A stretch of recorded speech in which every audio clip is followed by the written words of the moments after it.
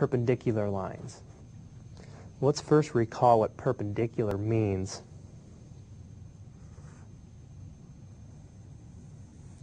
Two lines are perpendicular. Maybe I can extend this.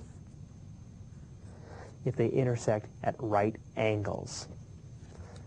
Another picture.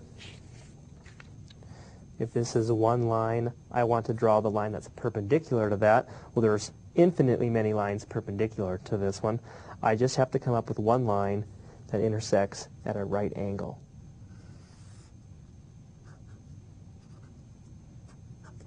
So that's what perpendicular means.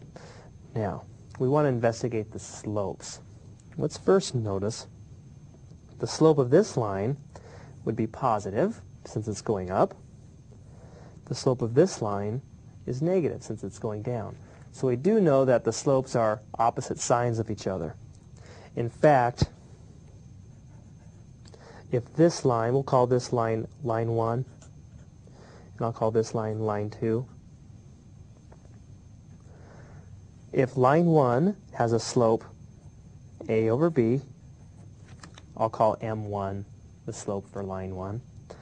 Then line 2, this line, is going to have a slope negative.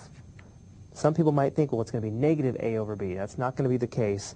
It's going to be negative b over a. Okay? These are known as negative reciprocals of each other. So perpendicular lines are simply reciprocals of each other, and one of them has to be negative, the other is positive. Let's do an example.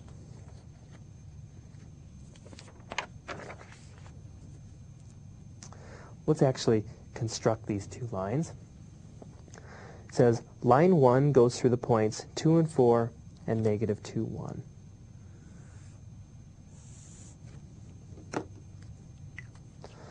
Two, 4 is this point there.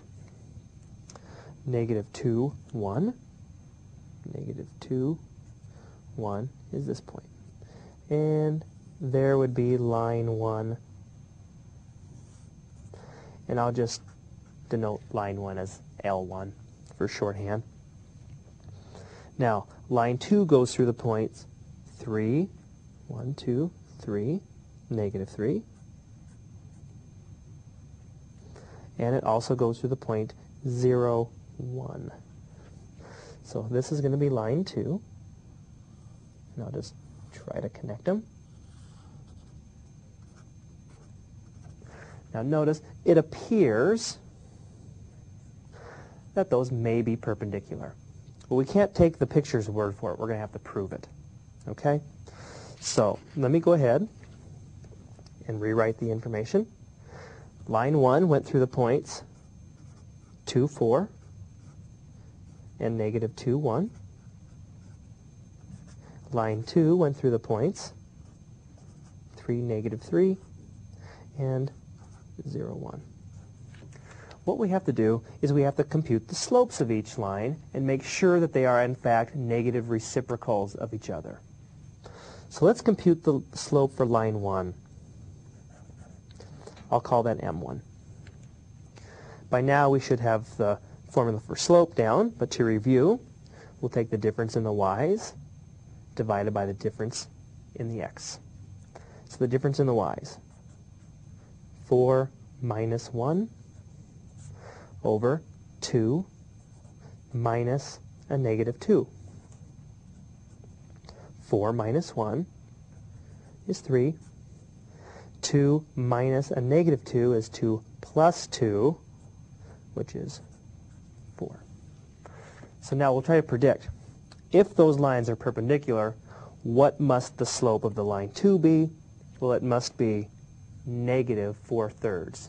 If we get negative 4/3, then that proves that the lines are in fact perpendicular. So let's compute the slope of the second line. Again, the slope is the difference in the y values. So we'll take negative 3 minus 1 divided by the difference in the x values, 3 minus 0.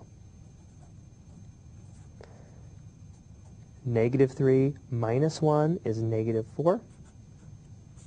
3 minus 0 is 3. So are they perpendicular? Yes, they are. If this one has a slope 3/4, notice the other one is a negative reciprocal of the other. So these lines are in fact perpendicular. Okay, let's recap.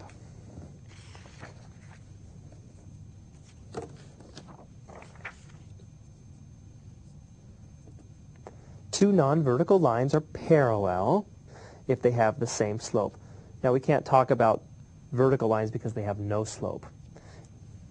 A vertical line, the perpendicular to a vertical line, is going to be a horizontal line. That's the special case. Okay? But if two non-vertical lines are parallel, they have the same slope. So we have to remember, parallel means same slope.